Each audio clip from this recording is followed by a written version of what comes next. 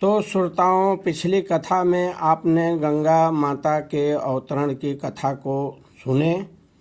इस तरह से गंगा माँ को पृथ्वी पर आना पड़ा। अब श्रोताओं, एक कथा और है महाभारत की, इसको आप लोग जाने।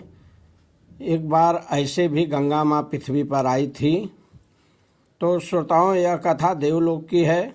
एक बार देवलोक में ब्रह्मा की सभा बैठी हुई थी, उसमें राजा शांतनु थे और गंगा माँ भी थी।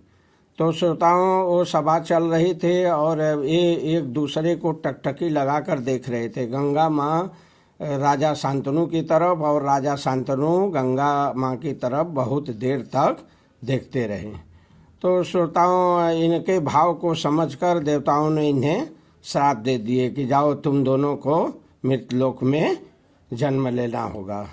तो श्रोताओं, समय आने पर राजा शांतनु भी पृथ्वी पर आए और माता गंगा को भी पृथ्वी पर आना पड़ा।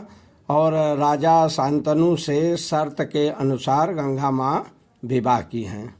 तो श्रोताओं, गंगा माँ की शर्त क्या थी? इनकी शर्त यही थी कि मैं उसी से विवाह करूँगा जो हमारे कर्म में भेद नहीं करेगा। तो राजा शांतनु ने शर्त स्वीकार कर ली। कहें ठीक है, चलिए, जो आप करेंगी मैं जो है उसमें कोई टोका टोकी रोका रोकी नहीं करूँगा, कोई भेद भाव नहीं डालूँगा। तो इस शर्त पर श्रोताओं जो है राजा शांतनु ने गंगा माँ से जो है दूसरा विवाह किए। तो श्रोताओं, समय आने पर गंगा माँ को 8 पुत्र हुए, एक एक करके 8 पुत्र हुए। तो श्रोताओं, एक पुत्र जब होता था तो गंगा माँ ले जाकर गंगा में बहा देती थी। दूसरा पुत्र हुआ, उसको भी ले जाकर बहा देती थी। ऐसे ऐसे 7 पुत्रों को ये बहा दी। और बेचारे शांतु जो है अपने हृदय पर जैसे पत्थर का टुकड़ा रख ले, वैसे रख कर जो है अपने पुत्रों को ये गंगा में बहते हुए देखते थे। जो है इनके आंसुओं से आंसू आ जाता था। कुछ कर नहीं पाते थे शर्त के अनुसार, क्योंकि ये शर्त के अनुसार विवाह किए थे कि मैं कुछ नहीं कहूँगा, नहीं बोलूँगा।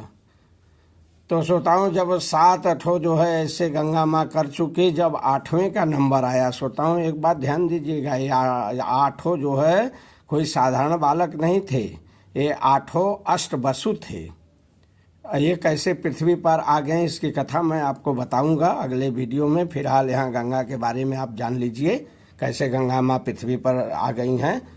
तो श्रोताओं, ये जब 8वें का नंबर आया तो जो है राजा शांतनु से नहीं रहा गया और उन्होंने जो है तुरंत आवाज़ लगाई गंगा माँ को, ठहरो।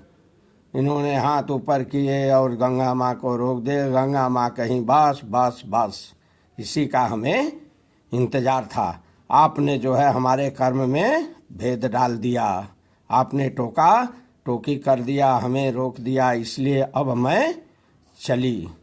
तो श्रोताओं, ऐसा कहकर जो है वो 8वें पुत्र को राजा शांतनु को दे दी। यही श्रोताओं 8वां पुत्र भीष्म पितामह के नाम से जाने जाते हैं। ध्यान देना श्रोताओं, 7 पुत्र वैसे गए, 8वां पुत्र यही भीष्म पितामह थे। और ये कोई साधारण नहीं थे। क्या थे?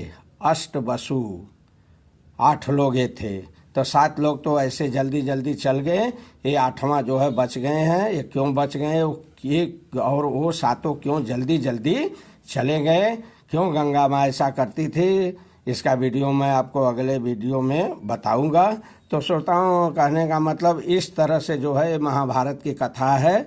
महाभारत में ऐसा है, इस तरह से जो है एक बार गंगा माँ को पृथ्वी पर आना पड़ा था। बोलिए गंगा मैया की जय।